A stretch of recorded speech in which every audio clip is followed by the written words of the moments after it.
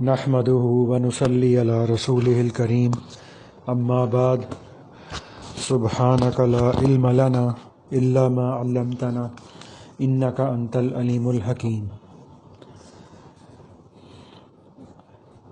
حضرت ابو ہریرہ رضی اللہ تعالی عنہ یہ فرماتے ہیں کہ ایک مرتبہ اللہ کے نبی صلی اللہ علیہ وآلہ وسلم نے فرمایا، جس کا مفہوم ہے کہ جب تم میں سے کسی کی دعوت کی جائے تو اسے چاہیے کہ وہ اس دعوت کو قبول کر لے، اور اگر یہ دعوت جس کو دی گئی ہے وہ روزے سے ہے تو اس کے حق میں دعا کرے، یعنی اس کے گھر جا کر اس کے حق میں دعا کر دے، اور اگر روزے سے نہیں ہے تو اس کے ساتھ کھانا کھا لے۔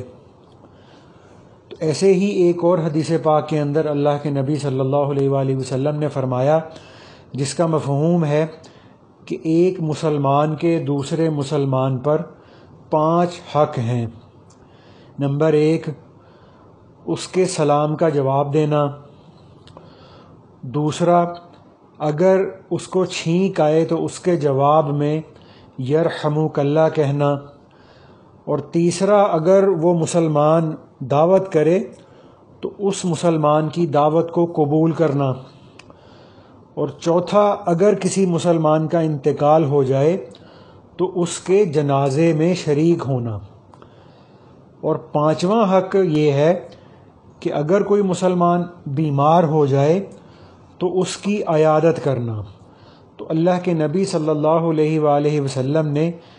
ایک مسلمان کے دوسرے مسلمان پر یہ 5 حقوق بیان فرمائے ہیں۔ اب ان میں سے ایک حق دعوت کو قبول کرنے کا بھی ہے،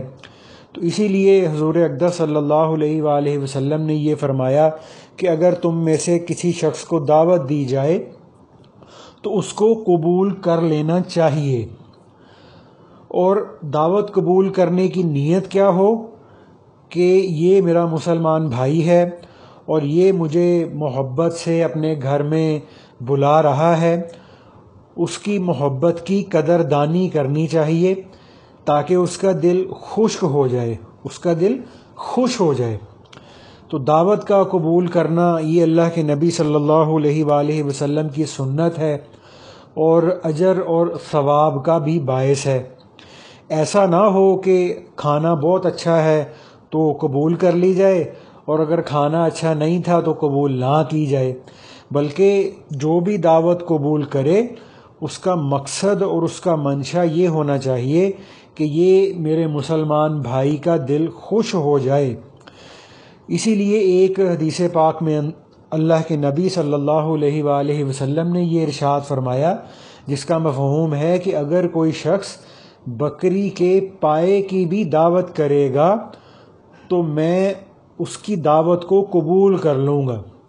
تو اگرچہ ہمارے آج کل کے اعتبار سے پائے وغیرہ بنانے کی دعوت کو بہت اچھا اور بڑا عمدہ سمجھا جاتا ہے، لیکن اللہ کے نبی صلی اللہ علیہ وآلہ وسلم کے زمانے میں بکری کے پائے وغیرہ کی دعوت کرنا بہت ہی ایک معمولی چیز سمجھی جاتی تھی۔ تو لہٰذا دعوت دینے والا مسلمان وہ بھلے غریب ہی کیوں نہ ہو، ہمیں اس کی دعوت کو اس نیت سے قبول کر لینا چاہیے کہ بھئی یہ ہمارا مسلمان بھائی ہے، میں اس کی دعوت قبول کروں گا تو اس کا دل خوش ہوگا۔ اور اس میں انسان کو غریب اور امیر کا فرق نہیں کرنا چاہیے کہ جی اگر کوئی امیر رشتہ دار یا امیر جاننے والا دعوت کر رہا ہے تو قبول کر لیں گے، اور اگر کوئی بیچارہ معمولی حیثیت کا ہے، مالی اعتبار سے کمزور ہے تو اس کو ٹال دیا جائے، بلکہ غریب آدمی تو اس بات کا زیادہ مستحق ہوتا ہے کہ اس کی دعوت کو قبول کیا جائے۔ تو اس میں مفتی محمد شفیع صاحب رحمۃ اللہ علیہ یہ واقعہ سنایا کرتے تھے کہ دیوبند قصبے کے اندر ایک صاحب تھے، اور وہ جنگل میں جا کر روزانہ گھاس وغیرہ کاٹ کر لاتے تھے، اور اس کے ذریعے اپنا جو ہے وہ گزر بسر کرتے تھے، اور ایک ہفتے میں ان کی جو آمدنی ہوتی تھی گھاس کو فروخت کرنے کی وجہ سے وہ 6 پیسے ہوتی تھی۔ تو اب وہ اکیلے آدمی تھے اور وہ اس آمدنی کو اس طرح سے تقسیم کرتے تھے کہ اس میں سے 2 پیسے اپنے کھانے وغیرہ پر خرچ کر لیا کرتے، اور 2 پیسے اللہ کے راستے میں صدقہ کر دیا کرتے، اور جو 2 پیسے بچ جاتے ان کو جمع کرتے رہتے تھے۔ اور 1-2 ماہ کے بعد جب کچھ پیسے جمع ہو جاتے تو اس وقت دارالعلوم دیوبند کے جو بڑے بڑے بزرگ اساتذہ اور مشائخ تھے وہ ان کی دعوت کیا کرتے تھے۔ اور دعوت میں کھانا کیا بنایا جاتا تھا؟ وہ دعوت کے اندر چاول ابال لیا کرتے تھے اور اس کے ساتھ دال پکا لیتے اور سارے اساتذہ اور مشائخ کو کھلا دیتے۔ مفتی شفیع صاحب رحمۃ اللہ علیہ یہ فرمایا کرتے تھے کہ اس وقت میں جو دارالعلوم دیوبند کے جو صدر مدرس تھے ان کا نام تھا مولانا محمد یعقوب ننوتوی صاحب رحمۃ اللہ علیہ، اور یہ یعقوب ننوتوی صاحب رحمۃ اللہ علیہ اشرف علی تھانوی صاحب رحمۃ اللہ علیہ کے بھی استادوں میں سے تھے۔ تو یہ مولانا یعقوب ننوتوی صاحب رحمۃ اللہ علیہ یہ فرمایا کرتے تھے کہ ہمیں پورا مہینہ ان صاحب کی دعوت کا انتظار رہا کرتا تھا، اس لیے کہ ان صاحب کے جو ابلے ہوئے چاول اور دال کی دعوت میں جو نورانیت ہوتی تھی وہ نورانیت پلاؤ اور بریانی کی بڑی بڑی دعوتوں میں بھی ہمیں محسوس نہیں ہوا کرتی تھی۔ اور پھر یہ حضرات فرمایا کرتے تھے کہ جب ہم 1-2 مہینے کے بعد ان کی دعوت پر ان کے گھر جاتے، ان کا وہ کھانا کھا لیتے تو ہمیں اگلے 40 دن کے لیے ہماری نمازوں کے اندر حضوری کی کیفیت میں اضافہ ہو جایا کرتا تھا۔ تو جو دعوت کی حقیقت ہے یہ محبت کا اظہار ہے، اور دعوت کے قبول کرنے کی بھی جو حقیقت ہے وہ بھی محبت کا اظہار ہے۔ اگر محبت سے کسی نے ہماری دعوت کی تو محبت سے ہی ہم نے اس کی دعوت کو قبول کر لیا۔ تو اللہ کے نبی صلی اللہ علیہ وآلہ وسلم کا یہ معمول تھا کہ کبھی بھی کسی کی دعوت کو رد نہیں فرمایا کرتے تھے، اب وہ دعوت کرنے والا بھلے کوئی معمولی سا آدمی ہی کیوں نہ ہوتا۔ حتیٰ کہ بعض دفعہ تو ایسا بھی ہوا کہ آپ صلی اللہ علیہ وآلہ وسلم نے ایک معمولی سے شخص کی دعوت پر کئی میل کا سفر کیا اور اس کے پاس جا کر تشریف لے جا کر اس کی دعوت کو قبول کیا۔ تو اب جو دعوت ہے یہ محبت سے کی جائے اور اخلاص سے کی جائے، اور اخلاص سے ہی کسی مسلمان کی دعوت کو قبول کیا جائے، تب ہی یہ دعوت نورانیت رکھتی ہے، سنت ہے اور اجر اور ثواب کا باعث ہے۔ اور اس میں ہمارے اشرف علی صاحب تھانوی رحمۃ اللہ علیہ یہ فرمایا کرتے تھے کہ دعوت کی 3 قسمیں ہوتی ہیں، اور ایک قسم اس میں سب سے اعلیٰ ہے، دوسری متوسط درجے کی ہے، اور تیسری سب سے ادنیٰ درجے کی ہے۔ تو آج کل کے ماحول میں سب سے اعلیٰ دعوت یہ ہے کہ جس کی دعوت کرنی ہو اس کو انسان جا کر کچھ نقد پیسے ہدیے کے طور پر پیش کر دے، اور اس طرح سے کوئی نقد پیسے وغیرہ اس کو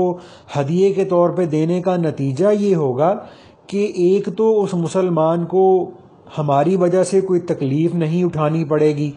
اور پھر جب ہم اس کو نقد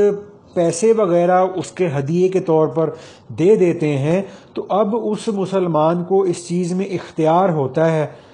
کہ وہ اب ان پیسوں کو اپنے کھانے پینے کی چیزوں پہ صرف کرے، یا اپنے کسی لباس اور جوتے وغیرہ کی چیز میں صرف کرے، یا اپنی کسی اور ضرورت میں اس کو استعمال کر لے۔ تو اس سے اس شخص کو زیادہ راحت اور زیادہ فائدہ ہوگا اور تکلیف اس کو بالکل بھی نہیں ہوگی۔ تو اس لیے حضرت تھانوی صاحب رحمۃ اللہ علیہ یہ فرماتے تھے کہ دعوت کی یہ جو قسم ہے یہ سب سے اعلیٰ ہے، اور دوسرے نمبر کی دعوت یہ ہے کہ جس شخص کی دعوت کرنا چاہتے ہو کھانا پکا کر اس کے گھر بھیج دو، یہ دوسرے نمبر پر ہے، اس لیے کہ کھانے کا قصہ ہوا اور اس کو کھانے کے علاوہ ہم نے اور کوئی تکلیف نہیں دی۔ البتہ اس کھانے پر اس کو کوئی زحمت اور تکلیف نہیں اٹھانی پڑی، اور اس کو ہم نے اپنے گھر بھی بلانے کی زحمت نہیں دی۔ اب اگر گرمی کا موسم تھا تو وہ بیچارہ گرمی کے اندر سفر کر کے ہمارے پاس آتا، یا اس کے پاس اگر کوئی سواری اپنی گاڑی وغیرہ کا بندوبست نہیں تھا تو وہ بیچارہ ہم نے اس کو پوری اس کے فیملی کے سمیت اس کی دعوت کر دی۔ اب وہ بیچارہ جو ہے وہ کسی سے گاڑی مانگنے کے لیے اب وہ بیچارہ بھاگ دوڑ کر رہا ہے، تو اس لیے ہم نے اس کو اس زحمت اور تکلیف سے بچا لیا اور اس کی دعوت کی یہ شکل بنائی کہ ہم نے کھانا بنا کے اس کے گھر میں بھیج دیا۔ اور تیسرے نمبر کی دعوت، اور جو سب سے ادنا درجے کی دعوت ہے، وہ یہ ہے کہ انسان کسی کو اپنے گھر بلا کر کھانا کھلائے۔ تو آج کل کا چونکہ شہری ماحول ہے، زندگیاں بہت مصروف ہیں، فاصلے بھی زیادہ ہیں، تو اس میں اگر ہم کسی شخص کو دعوت دیں اور وہ بیچارہ 30 40 50 60 میل کے فاصلے پہ رہتا ہے، تو اب حضرت تھانوی صاحب رحمۃ اللہ علیہ فرماتے تھے کہ بھئی اس کا مطلب یہ ہے کہ اب وہ 2 گھنٹے پہلے گھر سے نکلے اور اب وہ بیچارہ کافی سارے پیسے خرچ کرے اور تمہارے یہاں آ کر کھانا کھائے۔ تو فرماتے تھے کہ بھئی یہ بتاؤ کہ تم نے اس کو یہ راحت پہنچائی ہے یا تکلیف میں ڈال دیا ہے؟ لیکن اگر تم اس کے گھر میں کھانا بنا کے بھیج دیتے یا اس کو کچھ رقم ویسے ہی ہدیے کے طور پہ دے دیتے تو یہ اس کے لیے زیادہ خیر خواہی اور زیادہ آسانی کا باعث ہوتا۔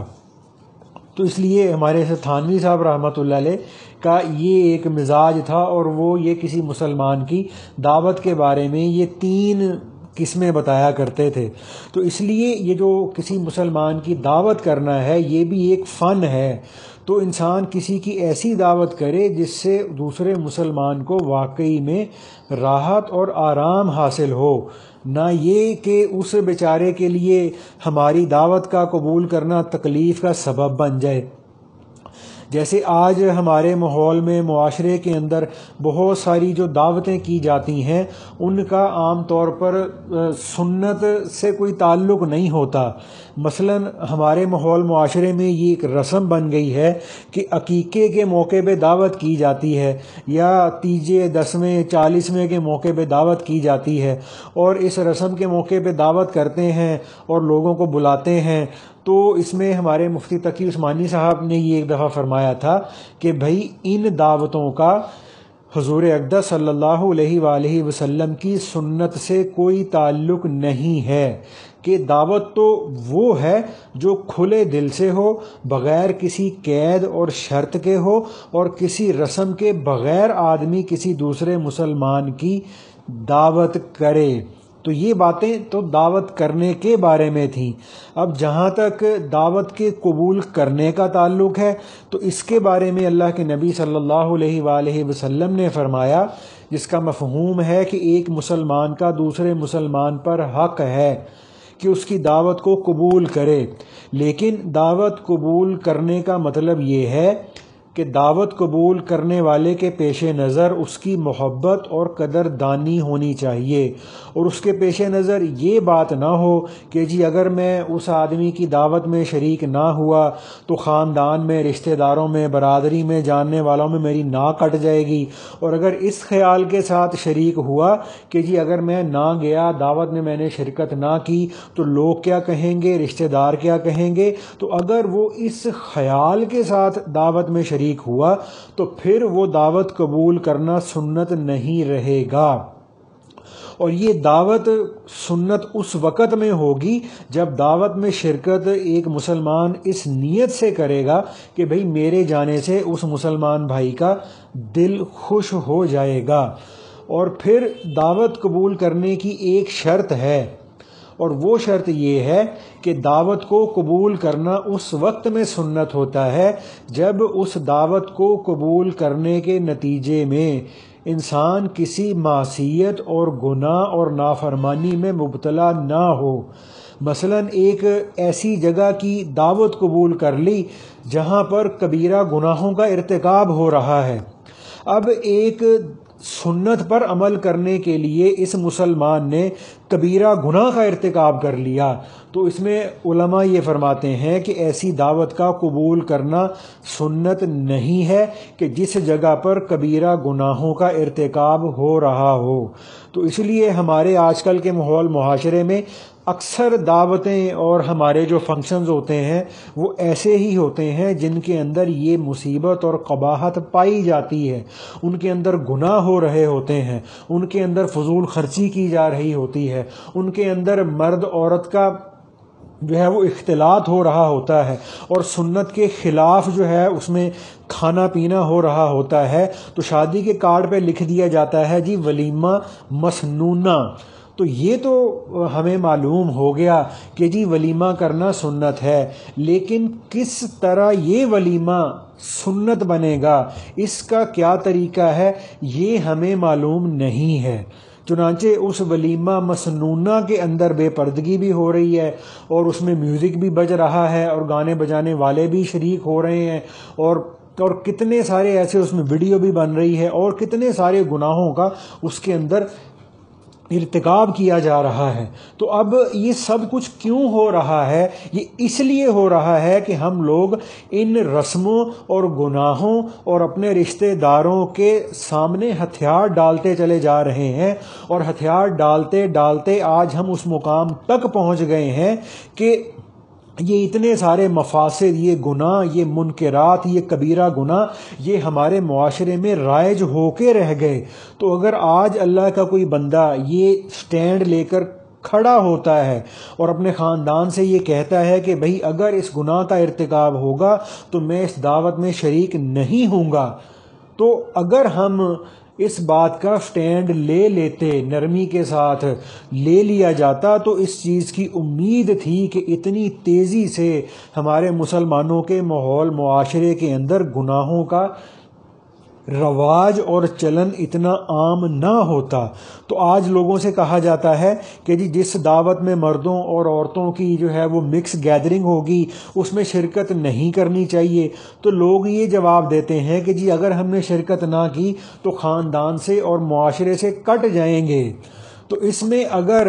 گناہوں سے بچنے کے لیے ہمیں اللہ کی خاطر خاندان سے کٹنا پڑے تو انسان کٹ جائے، یہ اپنے خاندان سے کٹنا انسان کے لیے مبارک ہے۔ اور اگر کوئی ہماری دعوت کرنا چاہتا ہے تو اس کو بھی تو یہ چاہیے کہ وہ ہمیں دعوت پہ بلا رہا ہے تو وہ ہمارے اصولوں کا بھی تو کچھ خیال کرے۔ تو جو شخص ہمارے اصولوں کا خیال نہیں رکھتا تو اس کی دعوت کو قبول کرنا بھی ہمارے ذمہ میں نہیں ہے۔ یہ بھی مفتی تقی عثمانی صاحب نے ایک دفعہ یہ بات فرمائی تھی۔ تو اس طرح سے اگر ہم لوگ ایک مرتبہ یہ سٹینڈ لے لیں، ہم اپنے خاندان کے اندر، اپنے معاشرے کے اندر اس بات کو، اس کی ترغیب چلائیں کہ بھئی ہم مردوں اور عورتوں کی جو مکس گیدرنگ ہوتی ہے ہم اس میں شریک نہیں ہوں گے، اور جہاں پر تم لوگوں نے میوزک چلایا ہوا ہے ہم ایسی جگہوں پہ ایسے فنکشنوں میں شریک نہیں ہوں گے، تو کچھ عرصے میں اللہ کے فضل سے اس کی بہت ساری اصلاح کی امید تھی۔ لیکن اصل میں بات یہ ہوتی ہے کہ جو آدمی دین پر عمل کرنا چاہتا ہے وہ یہ بات کہتے ہوئے شرماتا ہے، اور وہ ڈرتا ہے کہ جی اگر میں نے یہ بات کہی تو جی لوگ مجھے بیکورڈ کہیں گے اور پسماندہ کہیں گے، اور اس کے برخلاف جو شخص بے دینی اور آزادی کے راستے پہ چلتا ہے وہ سینہ تان کر فخر کے ساتھ اپنی آزادی اور بے دینی کی دعوت دیتا ہے۔ تو اس لیے بھائی ہمیں ان چیزوں کا بڑا اہتمام کرنا چاہیے۔ اور اس میں علماء نے یہ فرمایا ہے کہ دعوت قبول کرنے کا جو شرعی حکم ہے وہ یہ ہے کہ جس دعوت کے بارے میں ہمیں پہلے سے یہ معلوم ہو جائے کہ اس دعوت میں یا فنکشن میں فلاں فلاں کبیرہ گناہ کا ارتکاب ہوگا، اور اندیشہ یہ ہو کہ میں بھی وہاں جا کر اس گناہ میں مبتلا ہو جاؤں گا، تو اس دعوت میں شرکت کرنا جائز نہیں ہے۔ اور جس دعوت کے بارے میں یہ خیال ہو کہ بھئی اس دعوت میں، فنکشن میں، گیدرنگ میں بھئی یہ فلاں فلاں گناہ تو ہوگا لیکن انشاءاللہ میں اپنے آپ کو اس گناہ سے بچا لوں گا، تو ایسی دعوت میں عام آدمی کی شرکت کی گنجائش ہے۔ لیکن جس آدمی کی طرف لوگوں کی نگاہیں ہوتی ہیں اور جن کی لوگ اقتداء کرتے ہیں، یعنی مثال کے طور پر جو بڑے بڑے جیسے علماء ہوتے ہیں، ملکی لیول کے ہیں یا وہ بین الاقوامی لیول کے ہیں، یا ایسے جو ہمارے مشائخ ہیں جن کی ہمارے ملک کے اندر، پوری دنیا کے اندر جن کی اقتداء کی جاتی ہے، اور اپنے جو ہے وہ لوگ ان سے دین کی رہنمائی حاصل کرتے ہیں، اور جن کے عمل کو دیکھ کر لوگ دین کو سیکھتے ہیں، تو ایسے لوگوں کو یہ چاہیے کہ وہ ایسی دعوتوں میں شرکت نہیں کریں۔ تو جو لوگ مقتدا ہیں، جو بڑے بڑے علماء ہیں، جو بڑے بڑے مشائخ ہیں، ان کے لیے کسی حال میں بھی ایسی دعوت میں شرکت کرنا جائز نہیں ہے جہاں پر کبیرہ گناہوں کا ارتکاب کھلے عام کیا جا رہا ہو۔ تو اب ہم یہ تو کہہ لیتے ہیں کہ جی ہم نے آپ کی دعوت کی ہے، اور آپ کو یہ پتہ ہونا چاہیے کہ جی دعوت کو قبول کرنا سنت ہے، اور اللہ کے نبی صلی اللہ علیہ وآلہ وسلم مسلمان کی دعوت کو قبول کیا کرتے تھے، تو ہمیں وہاں پر یہ بات بھی اپنے پیش نظر رکھنی ہے کہ کس دعوت میں جانا سنت ہے، کس دعوت میں جانے کی اجازت ہے، اور کس دعوت میں جانا خلاف سنت ہے اور جائز نہیں ہے۔ تو یہ دعوت قبول کرنے کا ایک اہم اصول ہے۔ تو اب دعوت قبول کرنے کا مطلب یہ نہیں ہوتا کہ آدمی اس کی وجہ سے جناب گناہوں کا ارتکاب کرنا شروع کر دے۔ اور اسی طرح سے ایک حدیث پاک کے اندر اللہ کے نبی صلی اللہ علیہ وآلہ وسلم نے یہ ارشاد فرمایا کہ اب اس میں حضرت ابو مسعود بدری رضی اللہ تعالیٰ عنہ، یہ ایک صحابی تھے، وہ یہ فرماتے ہیں کہ ایک شخص نے اللہ کے نبی صلی اللہ علیہ وآلہ وسلم کی دعوت کی، اور آپ صلی اللہ علیہ وآلہ وسلم کے ساتھ 4 افراد کی بھی دعوت کی۔ تو وہ سادگی کا زمانہ تھا، اس لیے بعض اوقات جب کوئی آدمی اللہ کے نبی صلی اللہ علیہ وآلہ وسلم کی دعوت کرتا تو عام طور پر وہ اللہ کے نبی صلی اللہ علیہ وآلہ وسلم سے یہ کہہ دیتا کہ آپ صلی اللہ علیہ وآلہ وسلم اپنے ساتھ مزید 3 افراد کو بھی لے آئیں یا 4 افراد کو بھی لے آئیں۔ چنانچہ ان صاحب نے 5 افراد کی دعوت کی تھی، ایک اللہ کے نبی صلی اللہ علیہ وآلہ وسلم اور 4 دوسرے صحابہ تھے۔ جب اللہ کے نبی صلی اللہ علیہ وآلہ وسلم دعوت میں جانے لگے تو ایک صاحب اور ساتھ ہو لیے۔ تو جیسے ہمارے یہاں بھی بزرگوں کے کچھ معتقدین ہوتے ہیں کہ جو بزرگوں کے ساتھ لگ جاتے ہیں، تو جب اللہ کے نبی صلی اللہ علیہ وآلہ وسلم ان میزبان صحابی کے گھر کے دروازے پر پہنچے تو آپ صلی اللہ علیہ وآلہ وسلم نے میزبان سے فرمایا کہ یہ صاحب ہمارے ساتھ آ گئے ہیں، ان کو آپ نے دعوت نہیں دی تھی، اب اگر آپ کی اجازت ہو تو یہ اندر آ جائیں، اگر آپ کی اجازت نہ ہو تو یہ واپس چلے جائیں۔ تو ان میزبان صحابی نے کہا یا رسول اللہ صلی اللہ علیہ وآلہ وسلم میں اجازت دیتا ہوں۔ تو پھر آپ صلی اللہ علیہ وآلہ وسلم ان کو بھی اپنے ساتھ اندر اس صحابی کے گھر میں ساتھ لے گئے۔ تو اس حدیث میں اللہ کے نبی صلی اللہ علیہ وآلہ وسلم نے ہمیں اپنی امت کو یہ تعلیم دی ہے کہ جب کسی کے گھر دعوت میں شرکت کے لیے جاؤ اور اتفاق سے کوئی ایسا شخص تمہارے ساتھ اس دعوت میں آ گیا جس کو دعوت نہیں دی گئی، تو میزبان کو اس کے آنے کی اطلاع کر دو، اور پھر اس کی اجازت کے بعد اس آدمی کو دعوت میں شریک کرو۔ تو کیونکہ ایک حدیث میں اللہ کے نبی صلی اللہ علیہ وآلہ وسلم نے یہ فرمایا جس کا مفہوم تھا کہ جو شخص کسی دعوت میں بن بلائے شرکت کر لے تو وہ شخص چور بن کر داخل ہوا اور لٹیرا بن کر نکلا۔ تو اب اللہ کے نبی صلی اللہ علیہ وآلہ وسلم کی یہ جو ہمیں تعلیم دی گئی ہے، یہ ایک بہت بڑے اصول کی بھی نشاندہی کرتی ہے جس کو آج ہم نے بھلا دیا، اور یہ بات ہمارے ذہنوں سے آج نکل چکی ہے۔ وہ کیا بات ہے کہ اگر کوئی شخص کسی کا مہمان بن جائے تو میزبان پر بے شمار حقوق عائد ہو جاتے ہیں کہ وہ اس کا اکرام کرے، اس کی خاطر مدارت کرے وغیرہ، لیکن اس حدیث کے ذریعے سے اللہ کے نبی صلی اللہ علیہ وآلہ وسلم نے یہ بتایا کہ جس طرح مہمان کے حقوق میزبان پر ہیں، اسی طرح سے میزبان کے بھی کچھ حقوق مہمان پر ہیں۔ ان میں سے ایک حق یہ ہے کہ وہ مہمان میزبان کو بلا وجہ تکلیف نہ دے،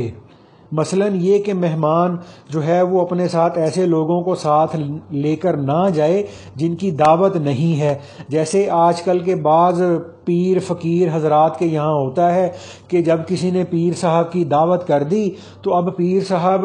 یا حضرت صاحب اکیلے نہیں جائیں گے، بلکہ ان کے ساتھ ایک لشکر ہوتا ہے پورا جو میزبان کے گھر پہ حملہ کر دیتا ہے. تو جس کی وجہ سے بیچارے میزبان کو پتہ بھی نہیں ہوتا کہ جی اتنے مہمان آئیں گے. تو جب وہ بیچارہ اچانک موقع پر اتنا بڑا لشکر دیکھتا ہے تو اب اس میزبان کے لیے مصیبت کھڑی ہو جاتی ہے، اور وہ بیچارہ آئندہ سے ہمیشہ کے لیے پکی توبہ کر لیتا ہے کہ جی آئندہ تو ہم نے اپنے حضرت صاحب یا فلاں حضرت صاحب کو اپنے گھر دعوت پہ بلانا ہی نہیں ہے. تو اس لیے اللہ کے نبی صلی اللہ علیہ وآلہ وسلم نے فرمایا کہ ایسا شخص جو بن بلائے کسی دعوت میں شریک ہوا، وہ چور بن کر داخل ہوا اور لٹیرا بن کر نکلا، لیکن جہاں بے تکلفی کا معاملہ ہو اور یقین سے یہ بات انسان کو معلوم ہو جائے کہ بھئی اگر میں کسی کو اپنے ساتھ لے جاؤں گا تو میزبان اور زیادہ خوش ہو جائے گا، تو ایسے موقع پر کسی ایک آدھ آدمی کو اپنے ساتھ لے جانے میں کوئی حرج نہیں ہوتا. البتہ جہاں پر ذرا سی بھی تکلیف میزبان کو پہنچنے کا احتمال ہو، علماء یہ فرماتے ہیں کہ وہاں پہلے سے بتا دینا یہ چیز واجب ہے. اور اسی طرح سے میزبان کا ایک حق یہ ہے کہ جب تم کسی کے یہاں مہمان بن کر جانا چاہتے ہو تو پہلے سے اس کو اطلاع کر دو، یا کم از کم انسان ایسے وقت میں اس کے پاس جائے کہ وہ کھانے کا انتظام آسانی کے ساتھ کر سکے. کیونکہ اگر انسان بالکل عین کھانے کے وقت میں اس کے گھر پہنچ گیا تو اب اس بیچارے کو فوری طور پہ کھانے کا انتظام کرنے میں تکلیف ہوگی، مشقت ہوگی، بھاگ دوڑ کرنی پڑے گی. تو لہٰذا ایسے وقت میں جانا کسی کے گھر میں ٹھیک نہیں ہوتا. یہ میزبان کا حق ہے جو مہمان کے ذمے ہوتا ہے. تو اسی طرح سے ایک حدیث پاک کے اندر اللہ کے نبی صلی اللہ علیہ وآلہ وسلم نے یہ ارشاد فرمایا جس کا مفہوم ہے کہ کسی مہمان کے لیے جائز نہیں کہ وہ میزبان کو بتائے بغیر روزہ رکھے. اب یہ اس وجہ سے ہے کہ جب تم نے اس کو بتایا نہیں کہ آج میں روزہ رکھوں گا، اس کو تو یہ معلوم ہے کہ جی تم اس کے مہمان ہو، اب وہ تمہارے لیے کھانے کا بندوبست کر رہا، ناشتے کا بندوبست کر رہا اور پھلوں کا بندوبست کر رہا. تو جب اس بیچارے نے سارا کھانے پینے کا انتظام کر لیا تو عین وقت پر اس آدمی نے اس کے گھر جا کے اسے کہا کہ جی میرا تو روزہ ہے. اب اس بیچارے کی ساری جو محنت ہے وہ بیکار گئی، اس کے پیسے بھی بیچارے کے ضائع ہوئے، خرچ ہوئے، اور ہم نے اس کو تکلیف بھی پہنچائی. تو اس لیے شریعت کا یہاں پر حکم ہے کہ میزبان کی اجازت کے بغیر روزہ رکھنا جائز نہیں. تو لہٰذا جس طرح مہمان کے حقوق ہوتے ہیں اسی طرح سے شریعت کے اندر میزبان کے بھی حقوق ہوتے ہیں. تو آج ہم نے کم قسمتی سے یہ ہوا کہ ہم نے صرف دین، نماز پڑھ لینے کو، روزے رکھ لینے کو، ذکر اذکار کر لینے کو، تلاوت تسبیحات کر لینے کو، حج اور عمرہ کر لینے کو سمجھ لیا ہے، جبکہ دین صرف نماز، روزے، ذکر اور تسبیح کا نام نہیں ہے. یہ سب باتیں دین کا حصہ ہیں جس کے اندر ہمارے دین کے اندر عقائد بھی ہیں، پھر عبادات بھی ہیں، پھر معاملات بھی ہیں، پھر معاشرت بھی ہے. تو یہ سارے کے سارے جو احکامات ہیں، یہ جو ہمارے آج کی بات میں تھے، یہ سارے کے سارے احکامات یہ معاشرت کے متعلق ہیں. اور پچھلی بار جو ہم نے لباس کے متعلق جو مذاکرہ کیا تھا وہ بھی جو احکامات ہیں وہ بھی ہماری معاشرت کے متعلق ہیں. تو آج ہم نے ان چیزوں کو دین سے خارج سمجھا ہوا ہے. آج ہمارے ماحول معاشرے کے اندر بڑے بڑے دیندار، بڑے بڑے تہجد گزار اور نوافل کے پابند، ذکر اذکار تسبیحات کے بھی پابند ہیں، لیکن آج ہم معاشرت کے ان اصولوں اور احکامات کا بالکل بھی لحاظ نہیں کرتے، جس کی وجہ سے انسان گناہوں میں مبتلا ہو جاتا ہے. تو اس لیے اگر ان آداب کا لحاظ نہ رکھنے کے نتیجے میں اگر میزبان کو تکلیف ہوئی تو ایک مسلمان کو تکلیف پہنچانے کا گناہ کبیرہ اس مہمان کو ہوگا. تو اب اس میں مفتی محمد شفیع صاحب رحمۃ اللہ علیہ یہ فرمایا کرتے تھے کہ کسی مسلمان کو اپنے قول یا فعل سے تکلیف پہنچانا گناہ کبیرہ ہے، جیسے شراب پینا، چوری کرنا، زنا کرنا گناہ کبیرہ ہے۔ لہٰذا اگر تم نے اپنے کسی عمل سے میزبان کو تکلیف میں مبتلا کر دیا تو یہ ایذائے مسلم ہوئی، یہ سب گناہ کبیرہ ہے۔ تو یہ ساری باتیں اس اصول میں داخل ہیں جو اللہ کے نبی صلی اللہ علیہ وآلہ وسلم نے اس حدیث میں ہمیں بتایا تھا۔ تو اللہ پاک مجھے، آپ کو، ہم سب کو ان باتوں پہ عمل کرنے کی توفیق عطا فرمائے۔ ابھی انشاءاللہ ذکر کرتے ہیں جس کا طریقہ ہے کہ آنکھیں بند کر کے دل کی طرف توجہ کر کے یہ خیال کرنا ہے کہ میرا دل کر رہا ہے اللہ اللہ، اپنی توجہ دل کی طرف رکھنی ہے اور دل میں اللہ کی طرف سے فیض اور رحمت کے آنے کا خیال بھی کرتے رہنا ہے۔ خیال کرنا ہے کہ اللہ کی رحمت میرے دل میں آ رہی ہے، دل کی ظلمت سیاہی دور ہو رہی ہے اور میرا دل شکریہ کے طور پہ کر رہا ہے اللہ اللہ۔